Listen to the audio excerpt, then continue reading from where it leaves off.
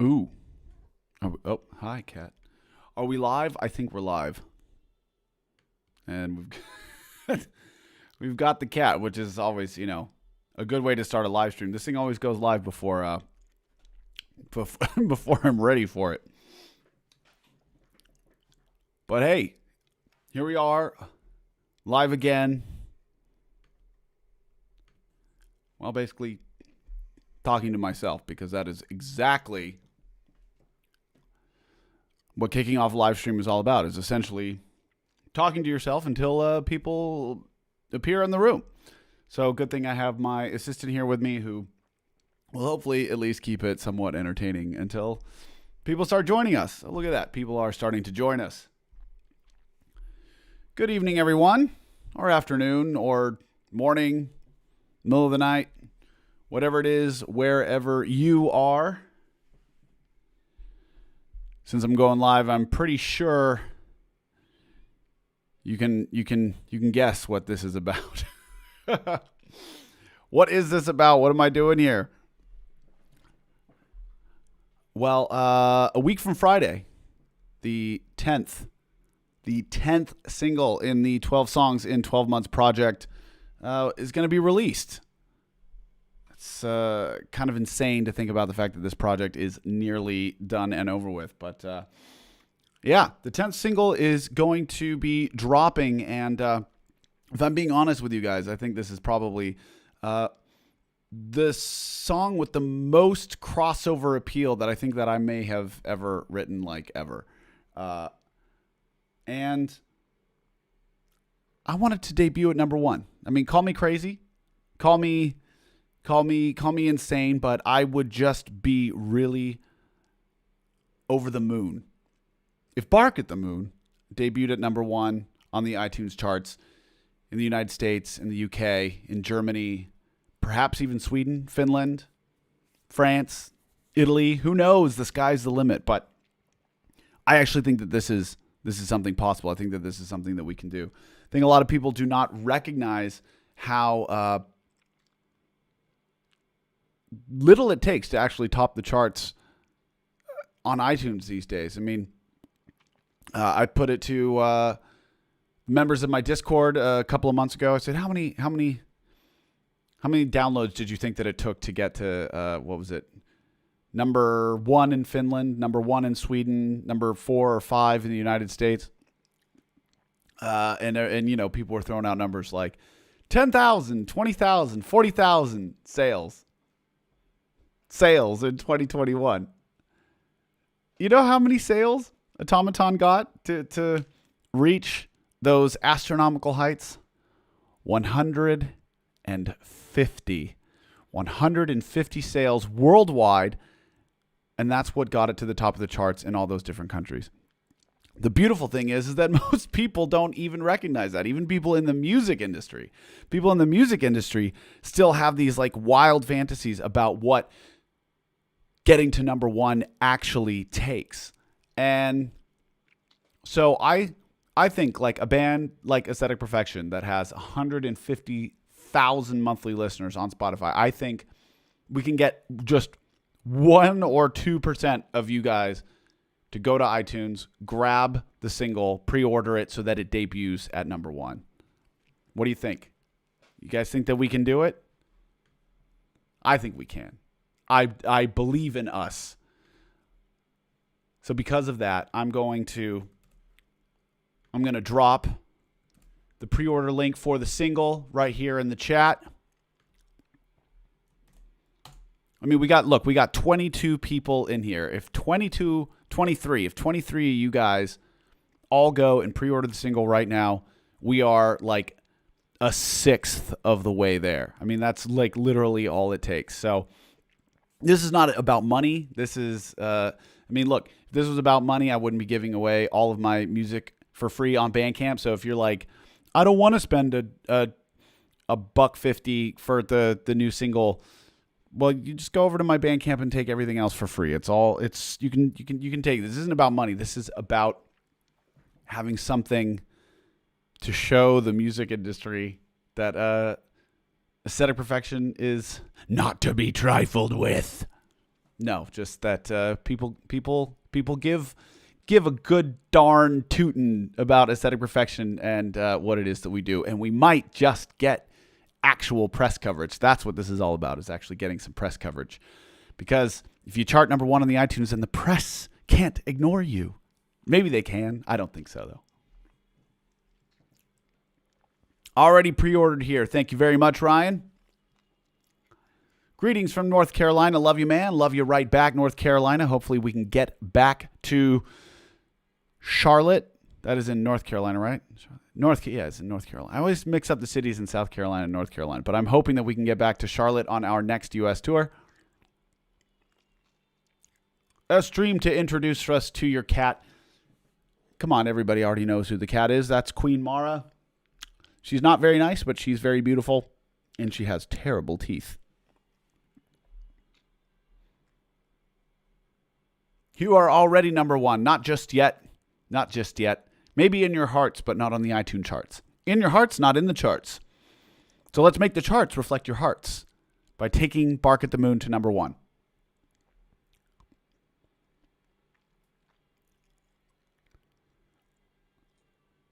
I hate Apple, but I'll do it for you. That is true dedication, and that means a lot to me. I'm serious. I understand that a lot of people have qualms with Apple. I certainly don't blame them. This is not about supporting anybody other than aesthetic perfection, and this is really what it's about. It's about me and you guys doing something that forces people to take notice, force the world to take notice. We have done so well with this 12 songs in 12 months project. Nobody seems to notice outside of, our world, but everything is doing great. Streams are doing great. Patreon's doing great. Community's doing great. It's all fantastic.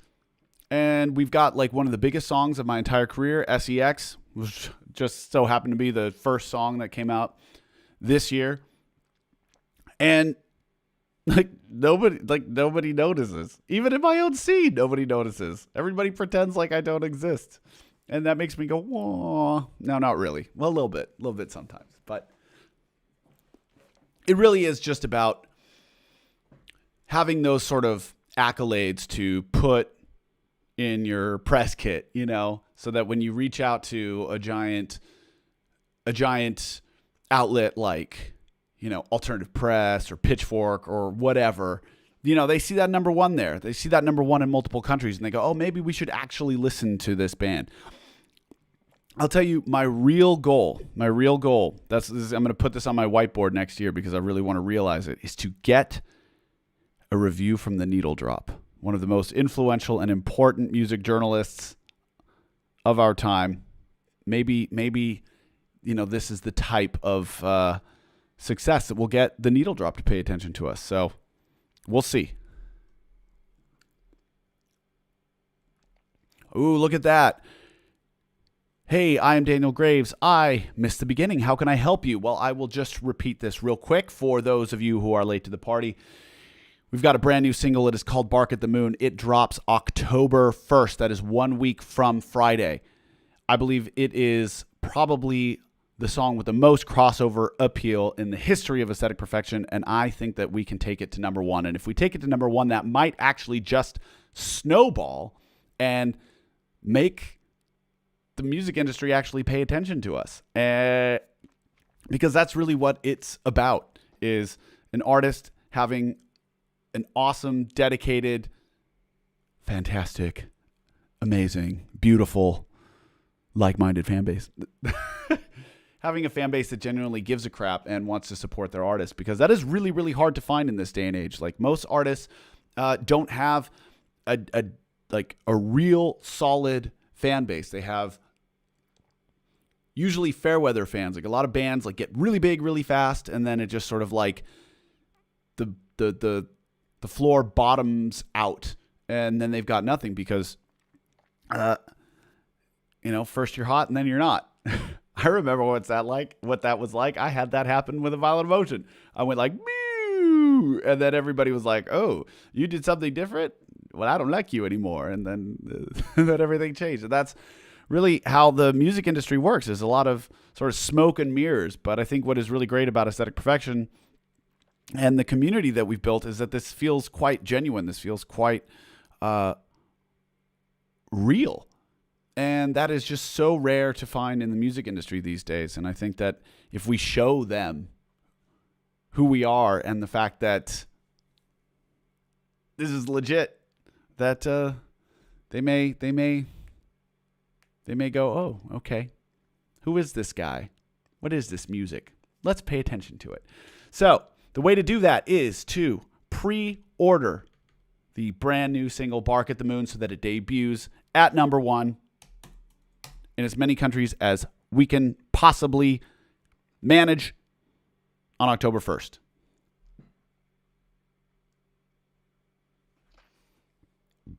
Can't see the link. Can you repost, please? Just did. It's right there.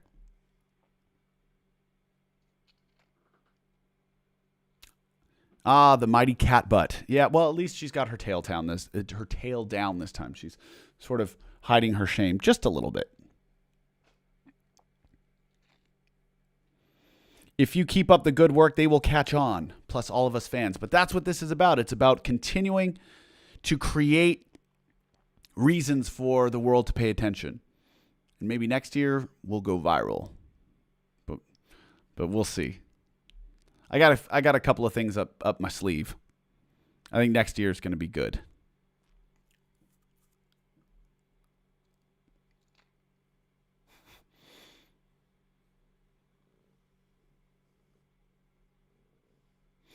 So when I buy it on Bandcamp, then it is not so good. I've never had any Apple products. Look, however you choose to support Aesthetic Perfection is 100% appreciated. I will never say that picking something up on Bandcamp is not good, because it absolutely is good. The fact that anybody out there wants to pay money for my music, my t-shirts, my Patreon, whatever. I mean, like, I am super humbled and super grateful for that. So that's not what this is about. This is simply about a concerted effort between me and you guys to sort of game the system to get us to number 1 through iTunes just this month. And then in the future, you know, we can go back to pushing for streams and Bandcamp and whatever it is that you guys want to do. And look, if you don't have any Apple products or you don't want to, I mean, iTunes is not Apple only. You can get iTunes on your PC. But if you're like, oh, I don't have any of that stuff, I don't know how to do it, it's going to be like a super stressful thing for you. Obviously, I don't want that. I don't want it to be stressful for you. It's just like, look, if you got your phone right here and you got the iTunes and you just go, oh, boop, boop, boop, boop, boop, and it's done, then I appreciate it. Then I appreciate you taking the time. But if not, and you want to go through Bandcamp, by all means, the pre-order is right there on Bandcamp right now. You can go grab it. I think it's like $1 because you can't make pre-orders free on Bandcamp for some reason, which sucks. Because as I've said numerous times, like, I believe that music should actually be free. I have no problem with my art being readily available for no money, because music is not like a commodity in 2021. T-shirts and concert tickets and all that kind of stuff, those are commodities, not music.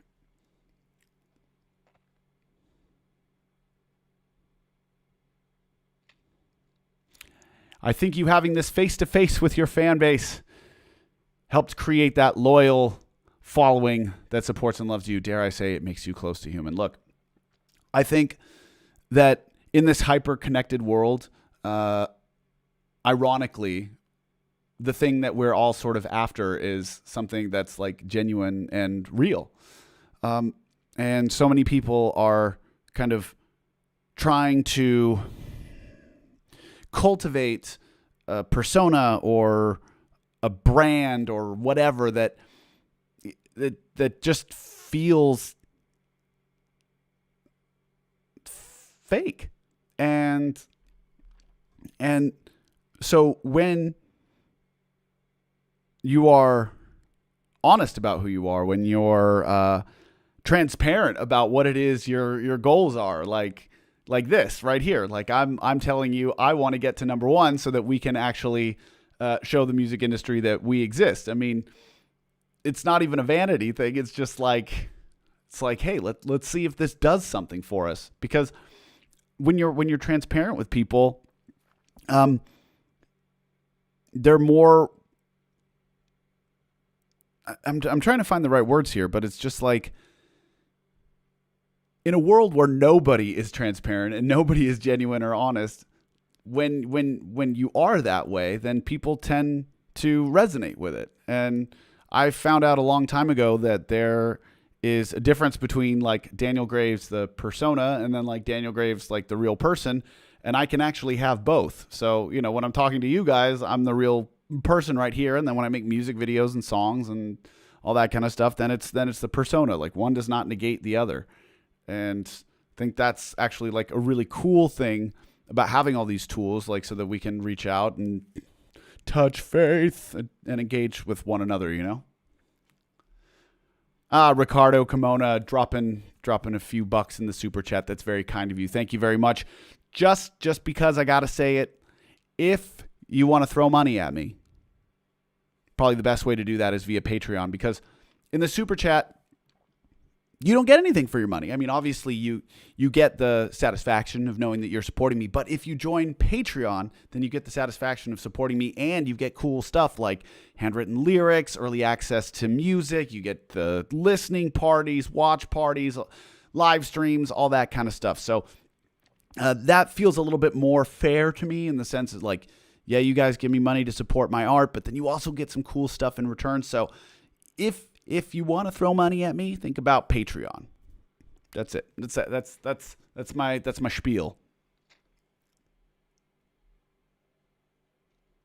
I'm on the road, can't chat. I'll be listening though. Well, just whenever you stop driving, as long as you're safe and the car's in park, go to iTunes. Pre-order the new single Bark the Moon. We're going to get this bad boy to number one. I really believe it. I feel it in my bones. I think we can make this happen.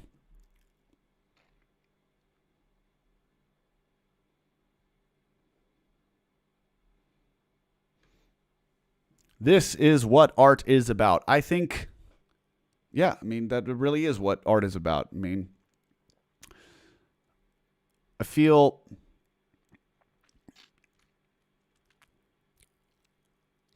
like growing up, we lived in this world where like everybody wanted like musicians to be like kind of larger than life and almost superhuman, in this sense where it's like they're just living the dream and having money and drugs and all kinds of like sex and parties, and they're ruining hotel rooms and all this kind of stuff. And now we're living in a world where I think people really just want their artists to be stable, friendly human beings. And there's a lot of reasons why I think that we've kind of had this paradigm shift. But I mean, at least for me, it resonates a little bit more, because I was never like that kind of guy, right? Like I never was like, all right, let's see how many TVs we can throw out of the hotel room and blah, blah, blah, blah, blah. So I'm certainly glad that things are the way that they are, because this feels much more natural to me. Because if I was trying to live in that world, I'd just be like probably breaking my back trying to lift the TV. And maybe today TVs are lighter than they were in the 90s. They got flat screens and stuff like that. But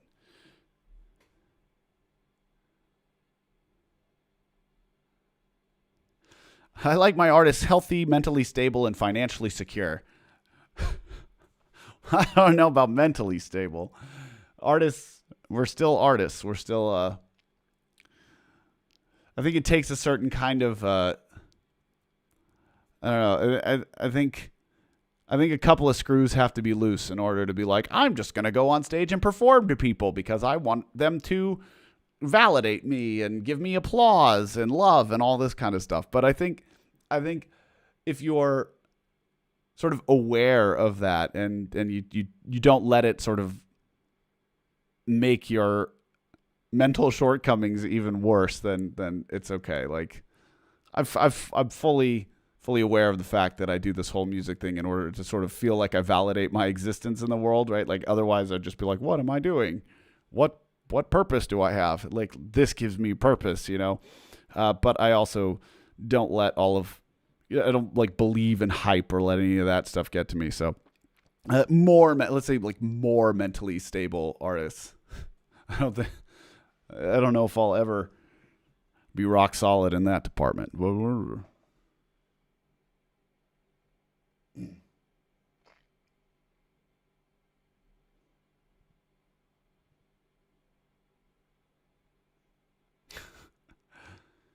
You have been my number one streamed artist on Spotify and YouTube for the past 2 years. That is awesome. I love to see it. I love seeing like everybody's sort of end of year like Spotify rap thing, and you know you're in like the top 3 or whatever. It's crazy because you know we live in a time where music is not scarce, right? Like there is no limit on what it is that you can consume, and the fact that like people continually choose to return to my creations instead of just like letting it go in one ear and out the other is incredibly like humbling and motivating, because you know it's so easy to get discouraged and to think like, oh, my music is terrible and nobody likes me. I don't know, whatever. Like I said, artists are a little wonky and we always just think everybody hates us. And even, you know, any artist that tells you that they're like super confident and that they think that everything that they do is fantastic, they're a fucking liar. They're so full of shit.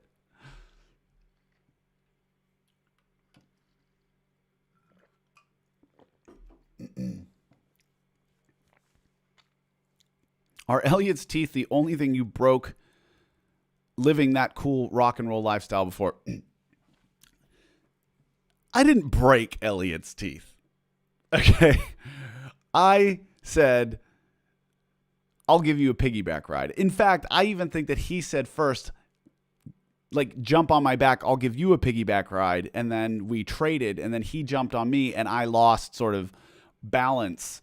And then we both fell, and I came pretty close to breaking my kneecap with that. And unfortunately, Elliot took a really bad spill and lost a couple of his teeth. It was one of the most god-awful things ever. I didn't enjoy that. And that was an accident. That was not like a deliberate act of debauchery like many rock and roll people like to do. So give me some credit there. And you know, I've had a number of parties in my day, but I certainly was never motivated to like be destructive or anything like that, because it's just kind of not how I am.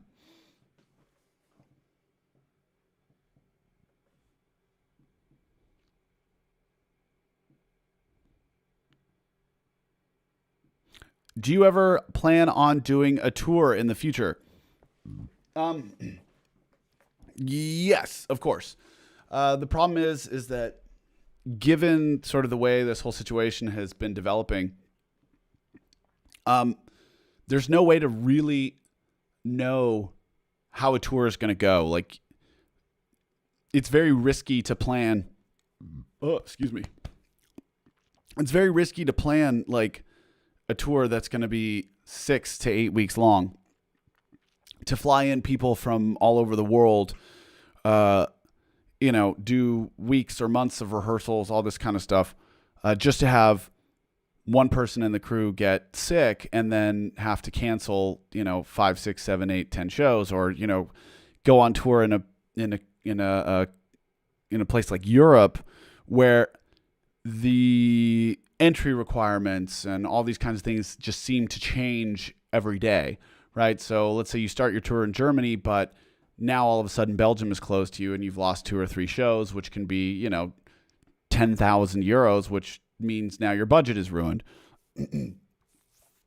I just don't think it's going to be feasible for bands like ours in the future. I think really what we're going to be seeing are regional tours, with more like local-ish bands. Sure, your big bands are going to continue to tour. You're going to keep seeing Korn and Slipknot and all that kind of stuff, because, you know, as we've seen, those guys are getting sick. They're testing positive. They're sitting out for a couple of days and they're going back because they're all, vaxxed and seem to get healthy rather quickly, which is great. But that doesn't really put the money back in their pockets that they've lost. So I really think that this is going to be at least another 12 to 18 months of sort of smaller regional shows. So I am in the process of looking for a band in Austria who can sort of fulfill that role. Planning on making like a social media announcement within the next, week or so. I just didn't want to take the wind out of the Bark at the Moon release. I don't want to like flood my social media with too many different things. Like once we get past the Bark at the Moon release, then I'll start making social media posts, actually like looking for people in the area who can come and play with Aesthetic Perfection. I have Joey's blessing. Don't worry, I've talked to Joey at length about all of this, and he is helping me sort of like put together like a plan how to execute this in a way where it's going to be really cool. So if you live in Austria and you're a great musician, drop me a line.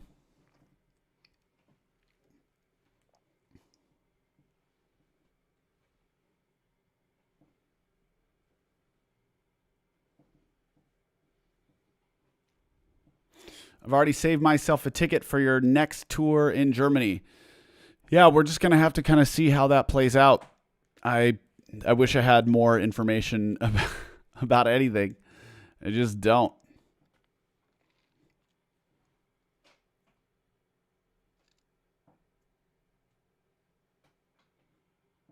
As long as you aren't on the Rick James grind set, then I call that a win. Yeah, I mean,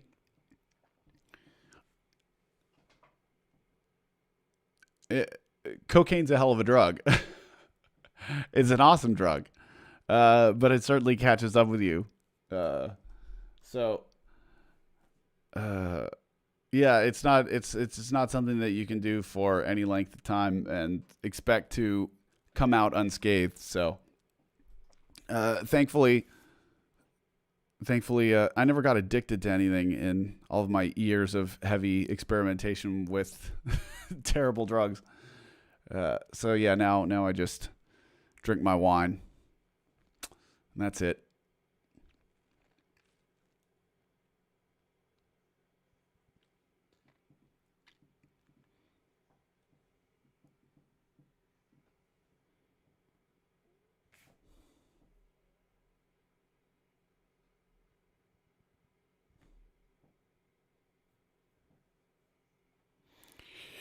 I know it's minuscule, but besides Patreon and buying your music, I'd like to get a paid streaming service for music. Is there a particular one you prefer or pays the most per play?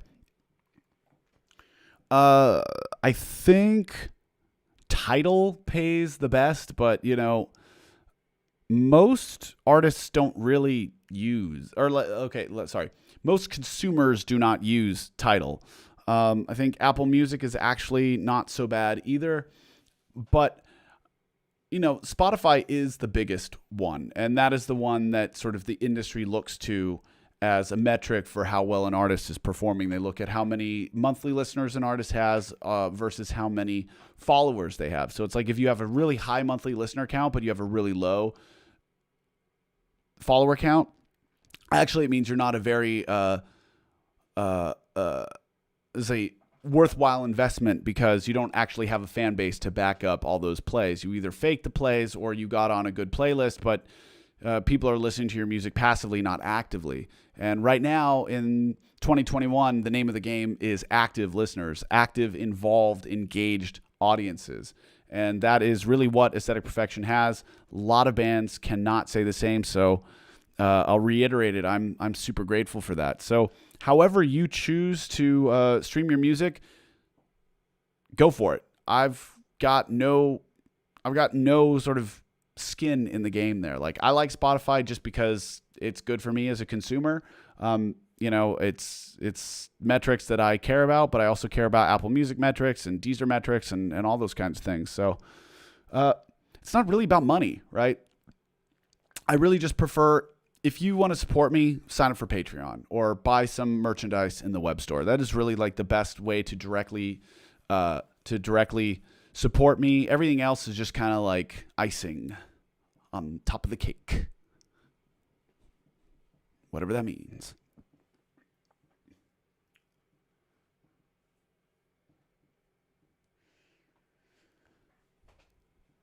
Pre-ordered on Spotify as well, but not going for Apple. I get it. Look, I get it. If you don't like Apple and you don't want to buy through them, that's okay. But this is just saying this is not about Apple. This is about us and getting to the top of the charts so that we have like, you know, this thing that we can present to the world and say, look what we did. You should pay attention to us now. It's not about money. It's not about anything like that. So I'm going for the iTunes charts. Obviously, if you are going to support it in any other way, if you want to pre-order it on Bandcamp, if you want to pre-save it on Spotify, I'm super grateful to you. The fact that you are engaged and supportive means the world to me. So, you know, I'm not going to say bad. I'm not going to tell you that you're bad. When did you realize that music is what you want to do? When did it happen?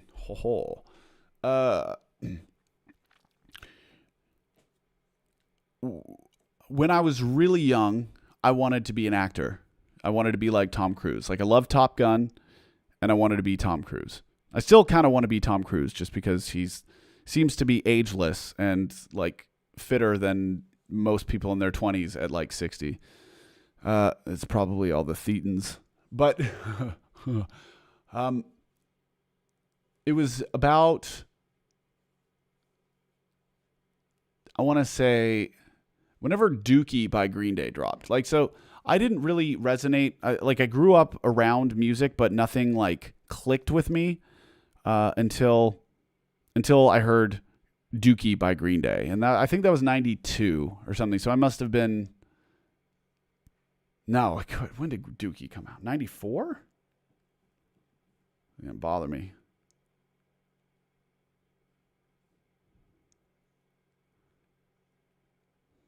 '94. Okay, cool. Yeah, so Dookie came out, and I was like, oh my God, this is what I want to do. Like, and I wanted to be Mike Dirt, and I wanted to be a bassist. Bass is still like my favorite like actual instrument. Probably because of that. And then like I got into Offspring and things like that. And I was like, okay, yeah, I want to be a musician. I want to be a bassist. Then one of my mom's coworkers, I don't know what she was thinking, but she's like to my mom one day, oh, Daniel likes Green Day. Give him this. He'll love this. Shit you not. She gave my mom a copy of Nine Inch Nails Broken because she thought because I liked Green Day that I would like Nine Inch Nails. And, you know, if you've heard those two records, like they couldn't be more different. And I was 11 or something. Yeah, 94. Like I was 11. So I'm like 11 years old. Like I like Green Day. Do you have the time to listen to me whine? And then I get this cassette tape with this wall of noise talking about fist fucking. And I was just like, my face melted off. I was like, I don't give a shit about rock music. I don't give a shit about Green Day. I don't give a shit about being a bass guitarist. I want to know how to make music like that. And my whole life has just been dedicated to trying to recapture the awe, wonder, and absolute face melting that I experienced when I heard Nine Inch Nails Broken for the first time. That was it for me.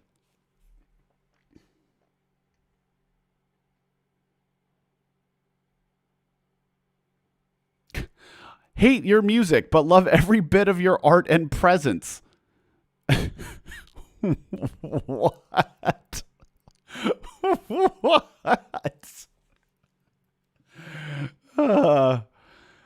Definitely support everything you throw at us, even though I hate your music. Okay. Will there be any more how-tos or tutorials?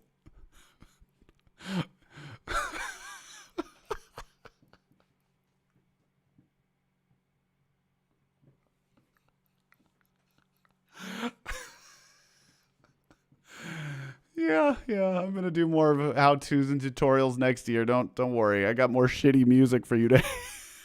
got more shitty music. I got more shitty music to put out first. Sorry, you're gonna have to endure that. You're gonna have to endure that for a while. Oh my God. Whew.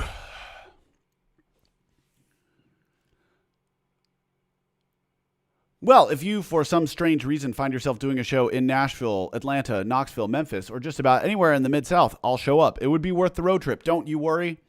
Every time we do a U.S. tour, we always play Atlanta. So essentially, we just got to wait until it's safe for and financially feasible for us to plan longer tours, because obviously I live in Austria. I'm not going to be able to just pop over to Atlanta to play one show, but yeah, I'm really looking forward to getting back out on the road. Watching Empathy Test play these last couple of weekends, I was so jealous. I think it was the first time I really felt jealous about being able to play live, because for the most of this during this whole pandemic, I haven't really missed playing live that much. I think people who know me really well know that playing live is not at the top of my list in terms of things that bring me joy in the music industry. For me, it's my happiness is here creating, here hanging out, talking with you guys. But playing live is just it is a very stressful thing for me. And so having a couple of years off, I really didn't bother me too much. But I must admit, watching Empathy Test play in Prague and play in Gelsenkirchen, I was just kind of yeah, I got choked up. I missed it a little bit. I missed it again. So now that I finally got I think I got a taste for it again. Like I said, now I'm gonna start putting together a band here so that I can play regional shows, local shows. So I bet you can't wait to have Aesthetic Perfection play at your local dive bar, just for fun. Because I will. That's the plan. I'm just gonna play wherever I can, just for fun. Fuck it.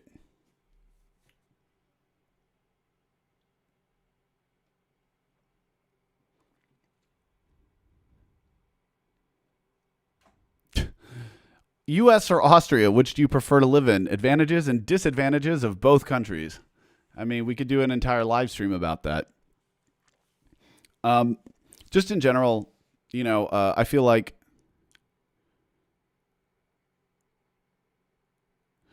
don't even know how to say in general. It's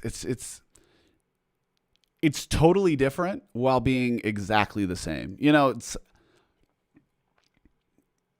It's not like Austria is New Delhi or Tokyo or something like that, right? It's not the languages aren't even that different.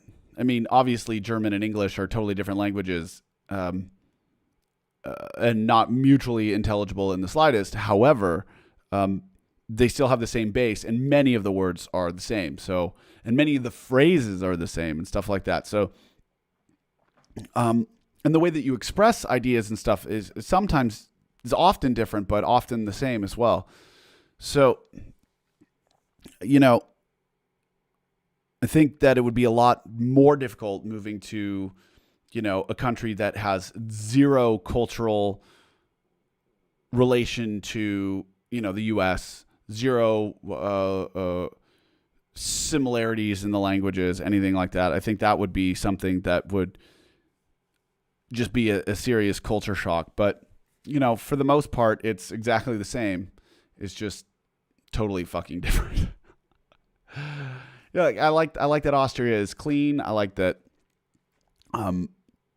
the people aren't full of shit, but I also don't like that they're not very nice, because they're not nice. It's people here are so not nice. Like I miss going into a grocery store and being like, "Hi," in my very American way. "Hey, how's it going?" You do that here, and people are just like, just want you to die. I like the forest. I like that it is not blistering hot compared to LA. But when it's winter here, I'm miserable because I hate snow and it's disgusting and terrible. And why would anybody ever live in snow? Like when our ancestors were walking around the world, trying to find a new place to settle, the fact that anybody, especially before, like modern heating and building techniques and shoes, these nomads are just like, you know what? Let's settle here. It's fucking freezing. Let's settle here. If it were me, I'd be like, yo, guys, let's go south. Let's go south where it's warm. The fuck?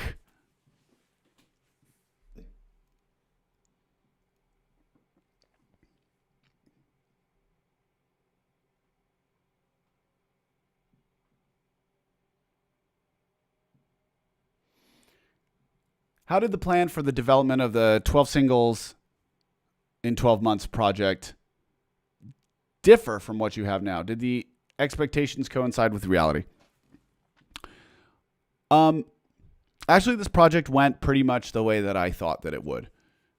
Except that I thought that I would be a little bit more ahead of things than I ended up being. Like my plan was always to be 2 months ahead of every single, but I like the fact that this really was a conversation between me and all of you in the sense that, of course I've been influenced by your feedback and I think about like, oh, what worked about that? What, that song didn't work. That song did work. Why? Blah, blah, blah, blah, blah. Like you get this real-time feedback that you can use for making your next tracks. Now, a lot of people would say that that's being like artistically disingenuous, but taking cues from your audience is not selling out. It's just listening to your audience. It's as long as you are not doing things creatively that you don't like in this, like that is selling out. Like if somebody came up to me and said, well, I don't know. It's because, just the example that popped in my head was being like, if somebody came up to me and said, make a country record, and I made a country record, that would be disingenuous because I wouldn't want to make a country record. However, as that idea is going through my mind, I'd be like, man, that'd be so fucking sick to make a country record.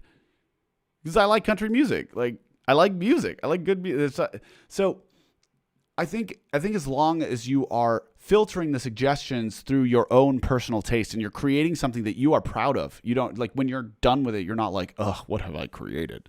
I just did this for money or success. As long as you're not doing that, you're on the right track. So this project really went sort of how I anticipated. It went really, really well.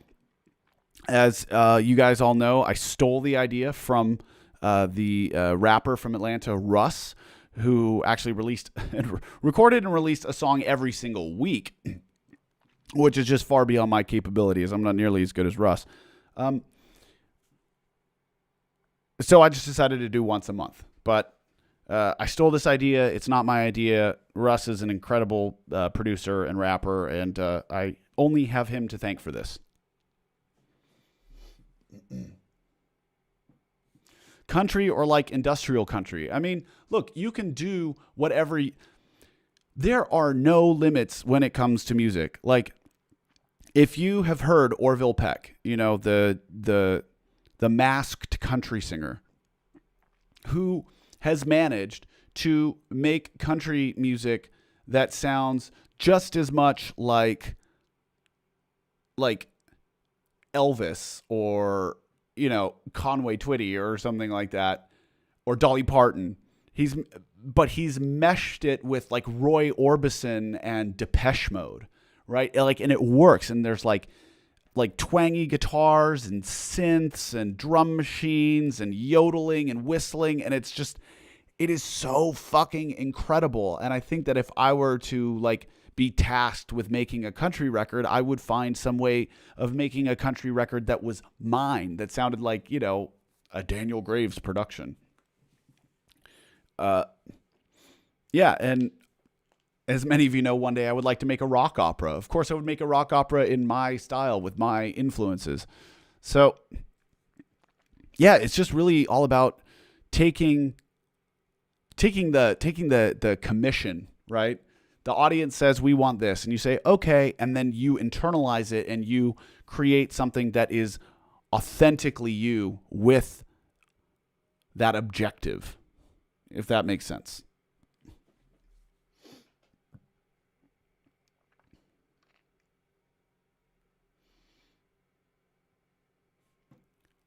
Watch, month 12 is going to be a Christmas country song.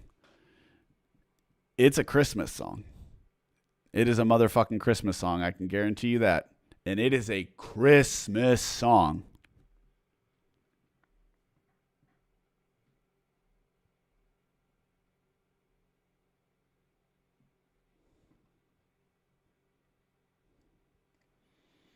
Industrial is dead. Do whatever music you want. Genres mean nothing. You are 100% correct.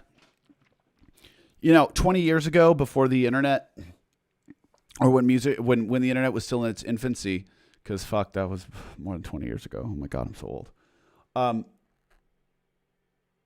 Genres did seem to matter in the sense where it's you have the underground cultures, and it was going to the bars and the clubs and the nightlife, and that's how you heard about music, and that's how you developed your taste and your identity. The internet has totally obliterated that. Now you can find whatever it is that you like, and it can be anything and everything. And you can cultivate your own style, your own image, your own everything, because everything is at your fingertips. And kids today, they really take that to heart. I'm so stoked on the way kids are today, because they don't give a crap about genre. They don't give a crap about culture, underground, all that kind of stuff. They just like art. They just like music. Look at all these festival lineups. It's they've got Slipknot, and then Machine Gun Kelly, and then nobody cares. It's so awesome. So, genres are dead. It's all about just individual artists these days.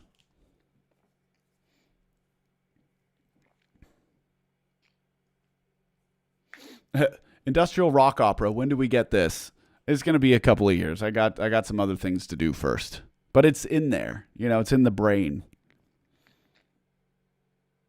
Now I have to hear your Christmas song. You can in 2 months.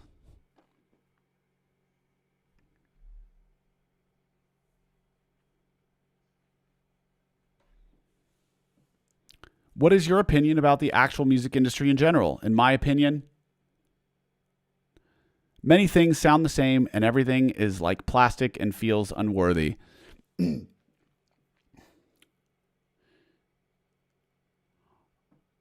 is not specific to genre. There are so many pop music artists, rap artists, trap artists, people who make stellar, authentic, genuine art. And there's a lot of creators who don't make that. They make completely hollow, empty, plastic trash. But that is the same in our thing. I could tell you off the top of my head 5 bands in our thing who are very popular, who I think are absolute complete fucking garbage, who have nothing artistic, authentic, or genuine about them. And every time they release something, I vomit in my mouth a little bit. And the fact that people still continue to consume it makes my eyes twitch and my ears bleed. No genre has the... Oh, what is the word? Oh, it's in my head.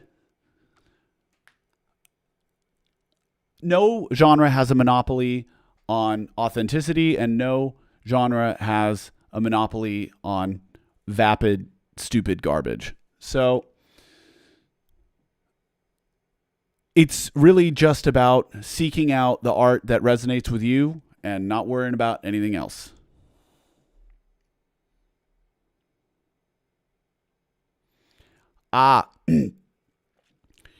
Would love to help, but the song is unavailable at the Norwegian iTunes. I'll pick it up at the release instead.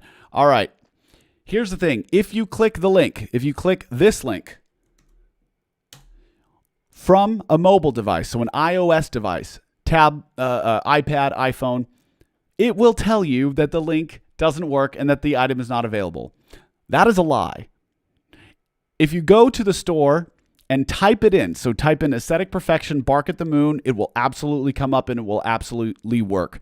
I've been down this road with my distributor and with Apple, and everybody confirms that this is the way it is. The pre-sale is live. It is totally working. Apple is aware of this issue. They have no interest in fixing it. I don't know. So if you can't find the song, if you click the link and it doesn't work, just go into the iTunes store, search Aesthetic Perfection, Bark at the Moon. I guarantee you it will work.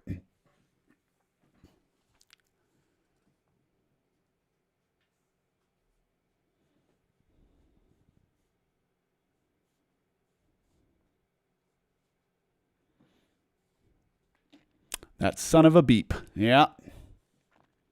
Hi, cat. All right. 5 more minutes. And then I'm going to go eat dinner. Confirmed. I pre-ordered it that way. Thank you, der Karl. Das ist ultra nett von dir. Dankeschön.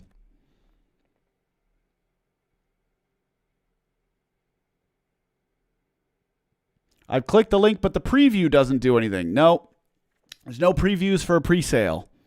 Preview, pre-sale. You're just going to have to wait and be surprised. Figure out how the song sounds that way.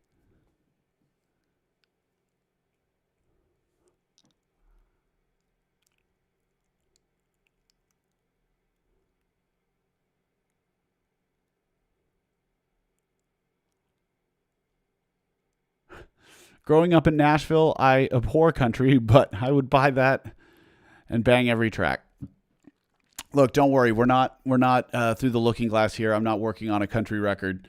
The next batch of songs are going to be, they're going to be intense. They're going to be very, very intense. So don't you worry. It's not country.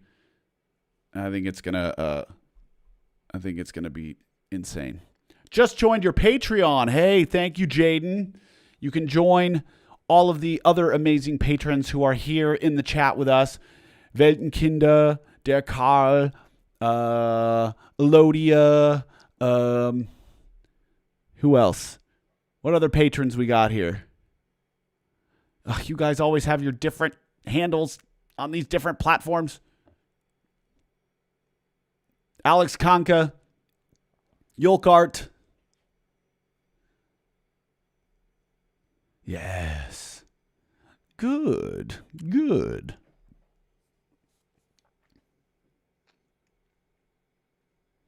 Ryan Eam. There we go. Blee Early. Stephanie. Yeah. Shadow play with Mara. What's she doing? She's behind the curtain, isn't she?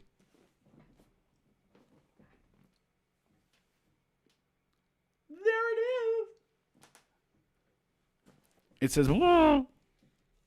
Der Karl, yes, I am always Der Karl. Yes, you are always Der Karl. That's true. Daniel Burke, thank you so much.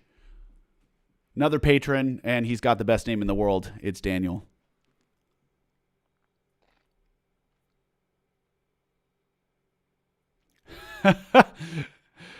Just pre-ordered. First music I've purchased in over 10 years, but I did it for you, Daniel. Oh, I'm going to give you an applause for that one. Thank you. I don't buy music either. I only buy music on iTunes because when I need to DJ it, because it's the only way that I can get it into my DJ software. But yeah, I mean, look, I get it. Nobody buys music anymore.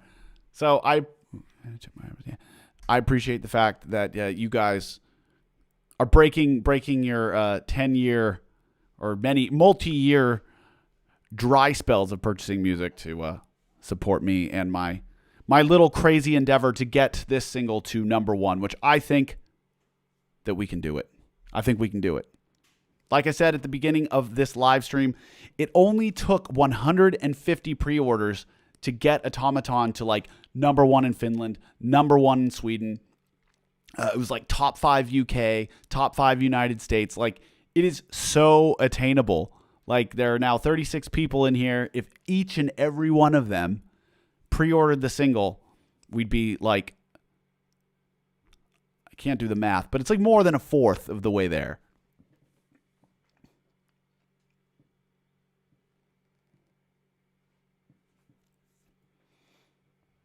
Can't wait to listen to the new single again. Cat's making weird noises back there. Also, October 1st is Bandcamp Friday again, so I'll buy it there then. That is awesome. I didn't even realize that it was Bandcamp Friday again. Excellent.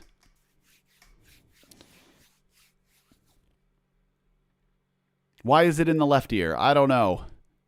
How about I just do this?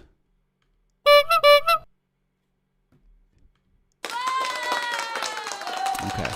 Yeah. How about this one? Very good.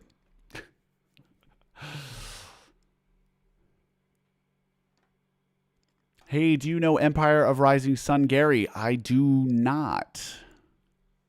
I'm sorry. My goodness. Yes. I've got the Morning Dove from Morning Doves.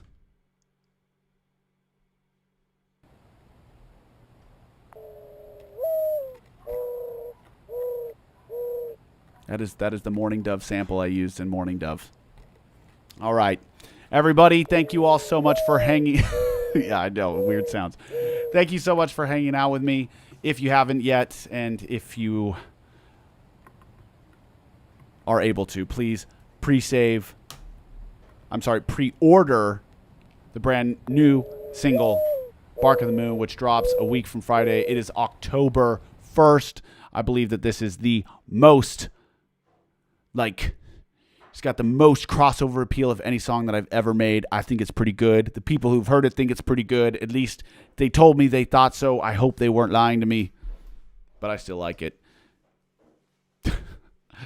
All right. You all have a wonderful rest of your Monday.